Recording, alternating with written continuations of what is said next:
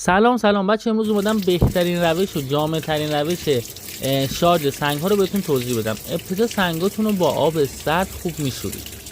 چند دقیقه زیر آب سرد نگه میداریم. من که زیر آب سرد نگه داشتید اونا رو با دستمال سفید یا پارچه‌ای باشه، اگه نداشتید مثل من با دستمال کاغذی خشک کنید. حالا اونا رو روی سنگ نمک یا اگه سنگ نمک نداشتید روی نمک رو بریزید توی ظرف شیشه‌ای، حتما باید شیشه‌ای باشه مثل تصویر. سنگاتون رو روش بذارید روی پودر نمک و اونها رو جلوی نور آفتاب بذارید. بچه‌ها یه سری سنگا با نور مهتاب شارژ میشن و یه سری سنگا با نور خورشید. سنگ تو واسه این زیر کامنت بذار بنویس چیه تا بهت بگم با کدوم نور باید شارژش کنی.